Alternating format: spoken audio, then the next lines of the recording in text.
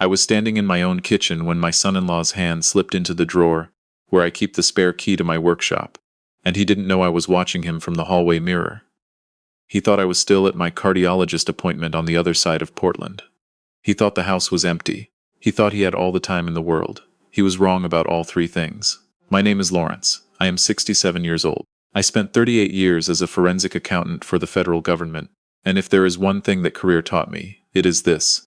People reveal exactly who they are when they believe no one is looking. You don't need to catch a thief in the act.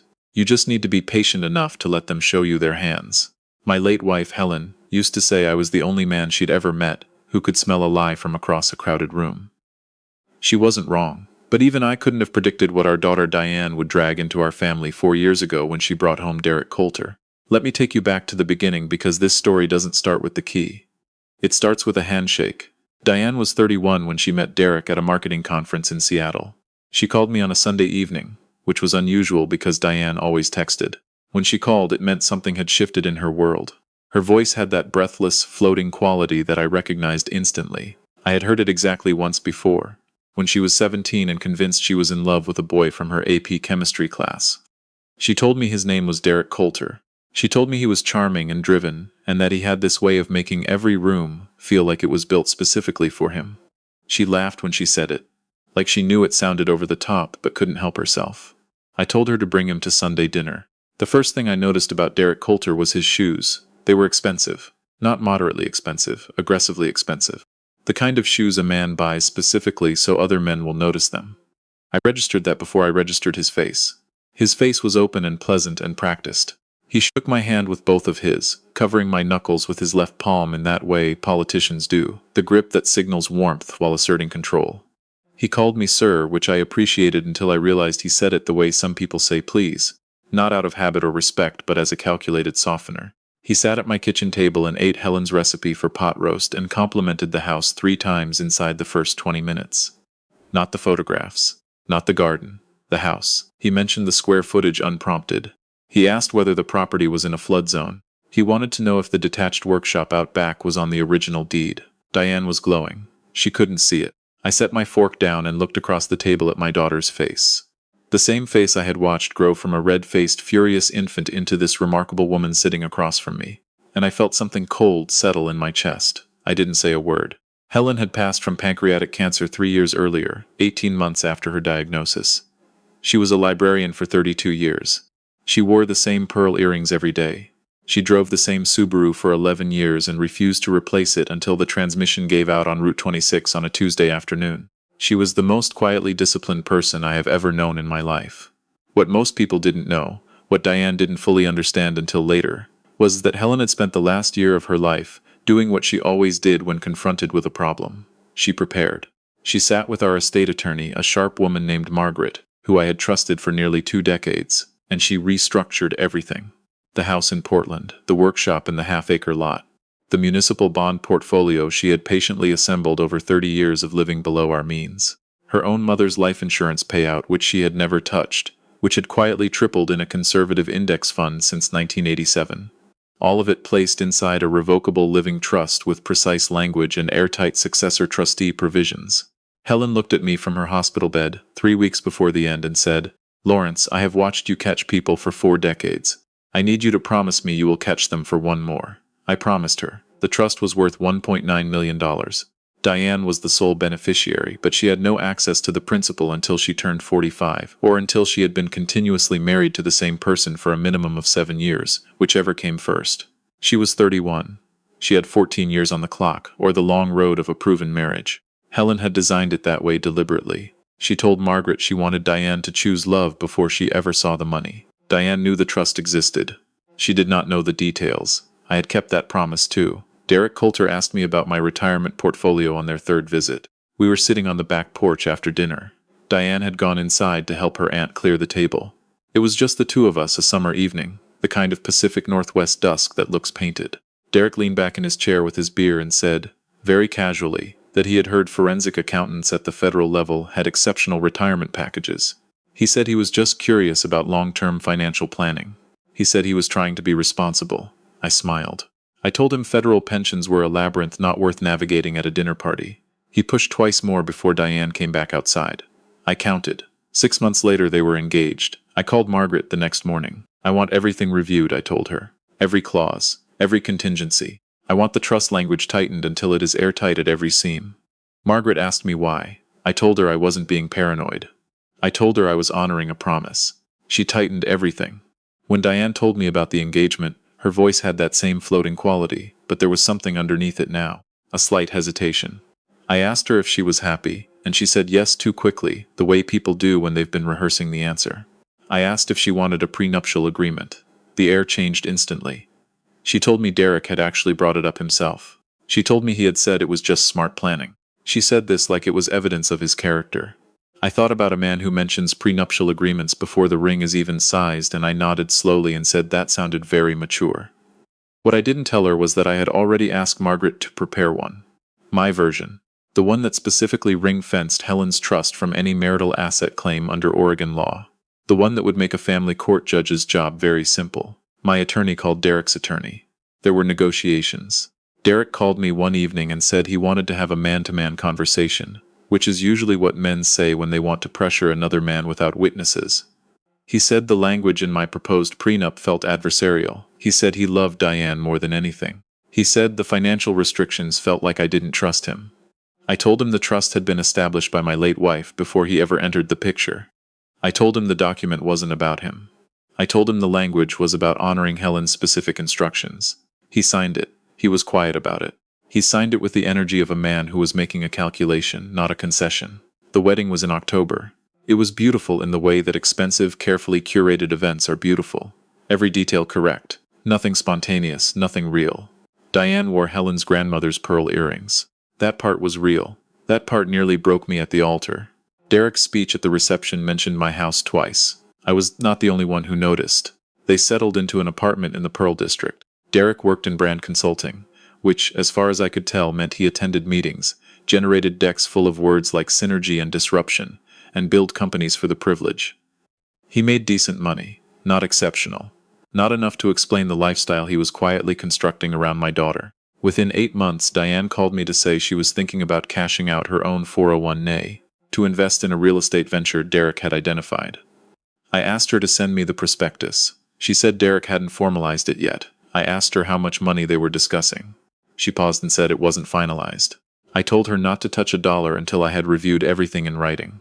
She went quiet. She said she trusted her husband. I said I did too. I lied. The real estate venture materialized 6 weeks later as a request that Diane and Derek move into my house. My house. The house where Diane had grown up. The house where Helen had died in the bedroom at the end of the hall. Derek presented it as practical. He said I was 66 and living alone, and the house was 4 bedrooms on half an acre, and it didn't make sense for one retired man to manage it. He said they could help with maintenance.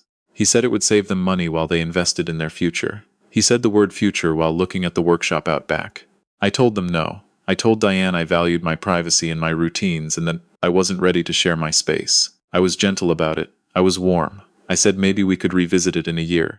Derek's jaw tightened for half a second before his smile came back. He was very good at recovering. What happened next was that Diane stopped calling as often. Derek would answer her phone sometimes when I called. He'd say she was busy and that she'd call back. She usually did, but later, always shorter, always with that slight hesitation underneath. I hired a private investigator in January. I want to be clear about this. I did not hire someone to follow my son-in-law because I was a vindictive old man or a controlling father. I hired someone because Helen had asked me to pay attention.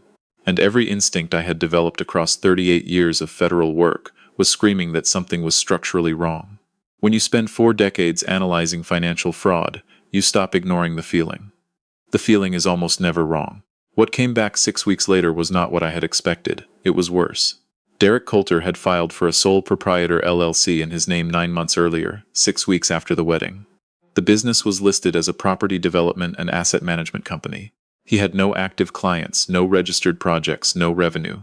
He had, however, submitted an inquiry to the Multnomah County Assessor's Office requesting detailed property records for my address. He had made 2 separate appointments with estate planning attorneys. Not Margaret, different firms, under the guise of getting personal financial planning advice. He had, at one of those appointments, asked specifically about the legal mechanism for contesting the trustee designation of a revocable living trust in Oregon. He was trying to figure out how to remove me. I sat with that knowledge for 11 days. I went to work in my workshop every morning. I turned wood on the lathe Helen had given me for my 60th birthday. I made a jewelry box I didn't need, and a set of picture frames I had nowhere to hang, and I thought about how to protect my daughter from a man she was in love with. The morning I came home from my cardiologist appointment and saw Derek's hand in my kitchen drawer, the workshop key was already gone. I didn't say anything. I walked quietly back to my car, drove around the block, and parked on the street 2 houses down. I called my neighbor Bill, who has a clear sight line from his kitchen window to my driveway, and I asked him to text me when a silver Lexus left my property. Then I called Margaret. Then I called my investigator. The text from Bill came 47 minutes later. I gave it another 15 minutes before I walked back in. The workshop door was ajar. The light inside was on. I could see from the path that the door to the back storage room, the room where I keep the filing cabinet with Helen's original trust documents, her investment account records, the insurance binders, everything, was standing open. I walked in. Derek was standing at the open cabinet with a folder spread across the workbench. He had photographed at least 3 pages on his phone before he heard me. When he turned around, his face went through 4 distinct expressions in about 2 seconds. I watched all of them. I had my hands in my jacket pockets. I didn't raise my voice. I didn't move from the doorway. I said, "Put the folder back, Derek." He tried charm first. He said he was just concerned about the estate plan. He said Diane deserved to know what she was entitled to. He said he was acting in his wife's interest. I said, "The cabinet was locked. The drawer in my kitchen was locked. The workshop was locked. You had to take my key, copy it, and return it without telling me.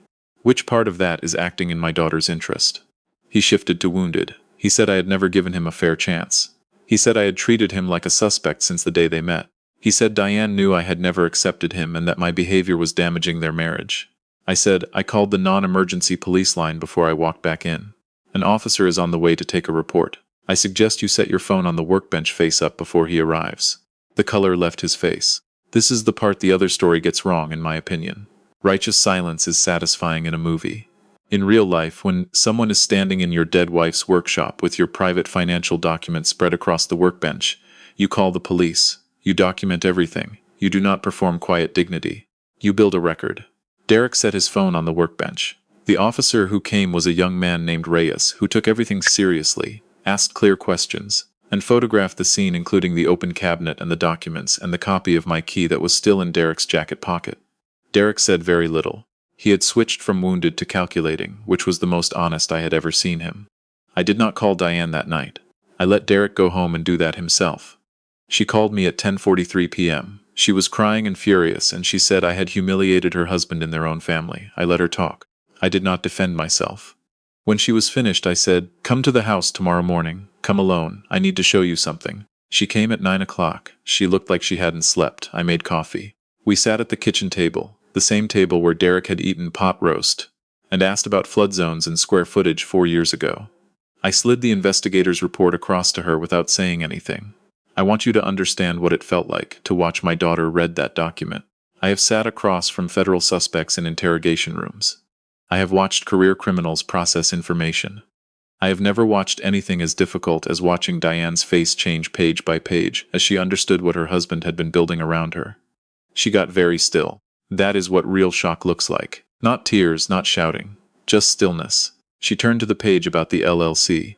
She looked at the inquiries to the county assessor. She read the notation about his questions at the estate planning offices. She set the pages down and stared at the surface of the table for a long time. Then she said, "How long have you known?" I told her I had known something was wrong since the 3rd Sunday dinner.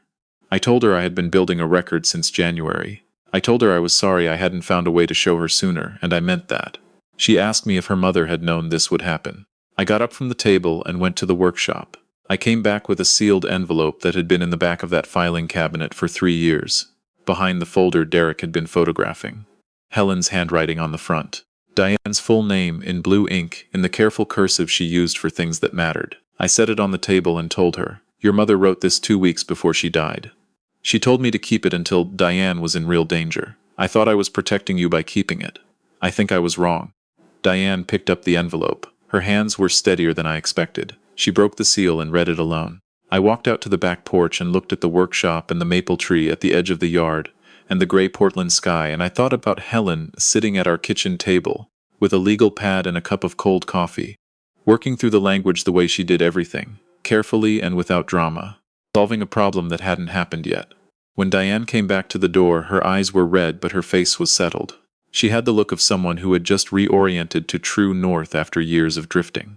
She told me to watch how he acted when he thought there was nothing to gain. I said, she was the smartest person I have ever known. Diane was quiet for a moment. Then she said, what do I do now? I said, whatever you decide, I will stand behind you. But you should know that you have options, and I have a document for each one. What I had was this: the original police report from the previous evening, the investigator's full file, the photographs Officer Reyes had taken, the prenuptial agreement Margaret had drafted, and 3 years of carefully maintained trust documents that were, as I had told Margaret, they needed to be airtight at every seam. Diane filed for divorce 11 days later.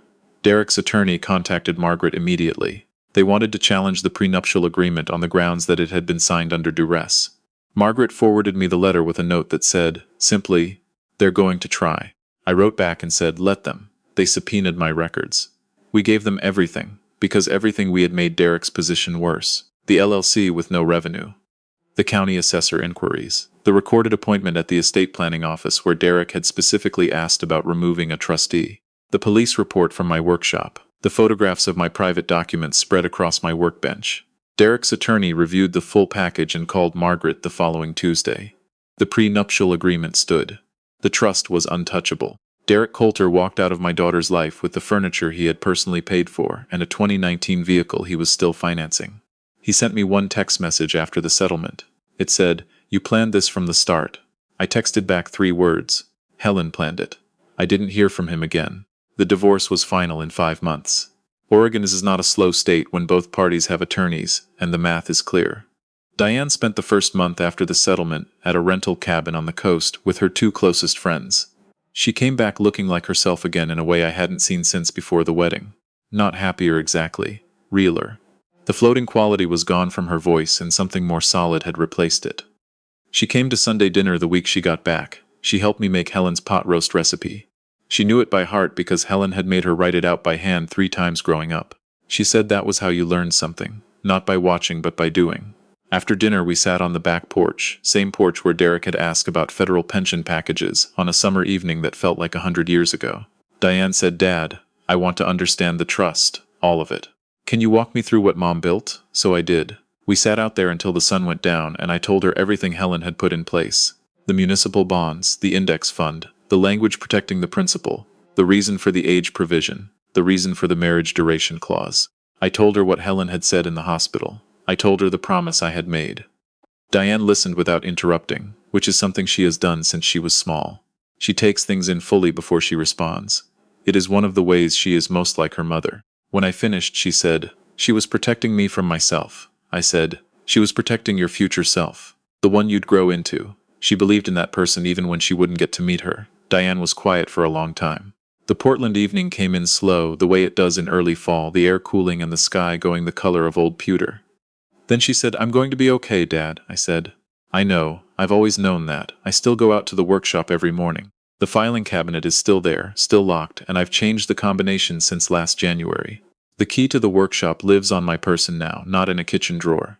Some lessons stay with you. The workshop smells like cedar shavings and machine oil, and faintly, like the hand lotion Helen used when she would come out and sit in the old chair by the window and watch me work. I've never gotten rid of that chair. A few months ago, Diane mentioned someone she'd met through a colleague, a high school history teacher named Arthur who coaches the debate team and drives a truck that's older than my workshop table. She mentioned him the way she used to mention things that mattered.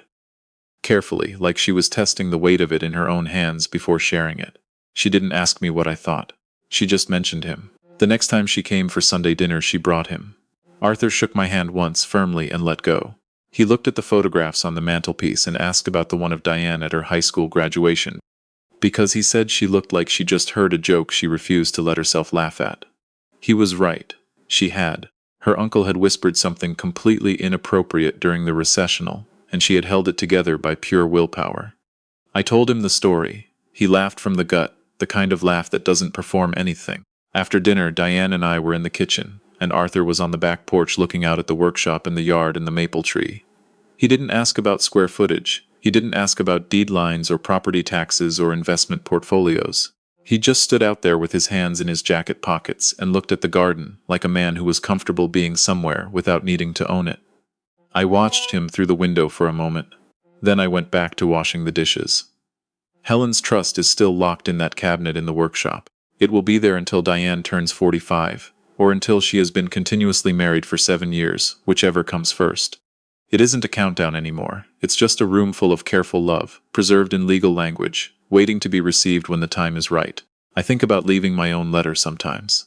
Sitting down with paper and a pen, and writing something to Diane for the day she finally opens that cabinet, and reads what her mother left her. Something about how the same woman who built those legal walls also taught Diane how to make pot roast from scratch, and made her write the recipe out 3 times until she had it by heart. Because that's the thing about the people who really love you. They don't just protect you from the world, they teach you how to feed yourself when they're gone.